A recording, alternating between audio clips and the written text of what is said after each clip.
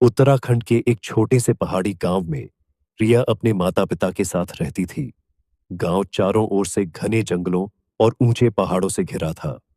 वहां की ठंडी हवा, बहती नदियां और पंछियों की चहचहाहट मानो प्रकृति का जादू बिखेरती थीं।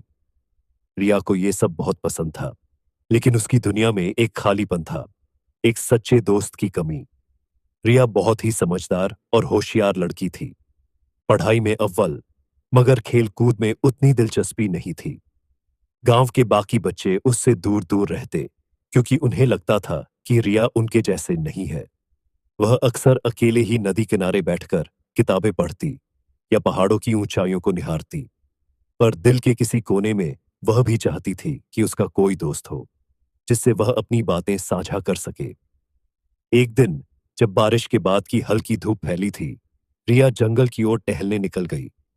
उसके कदम खुद ब खुद उस पुराने पगडंडी की ओर बढ़ गए, जहां वह अक्सर सोचा करती थी।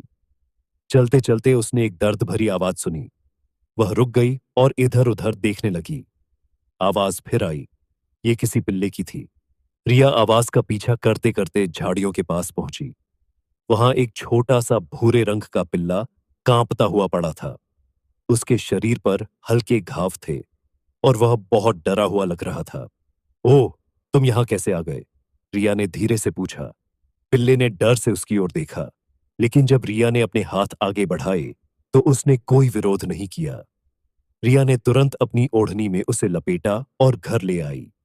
रिया ने पिल्ले का नाम रखा शेरू।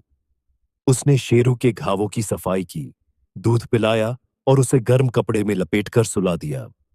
धीरे धीरे शेरू ठीक होने लगा। उसकी आंखों में अब डर की जगह विश्वास झलकने लगा था। रिया और शेरू की दोस्ती दिन ब दिन गहरी होती गई।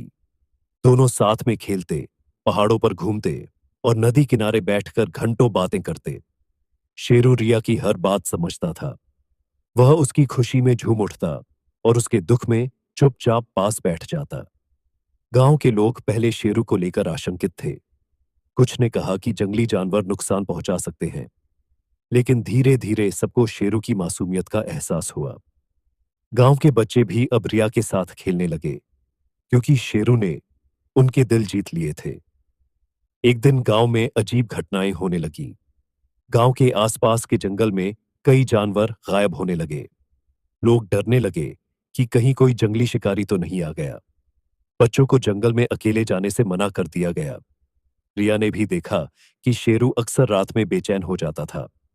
वह बार बार जंगल की ओर देखने लगता। रिया को शक हुआ कि कुछ तो गड़बड़ है। एक रात रिया ने ठान लिया कि वह इस रहस्य का पता लगाएगी। वह शेरू को साथ लेकर जंगल की ओर निकल पड़ी।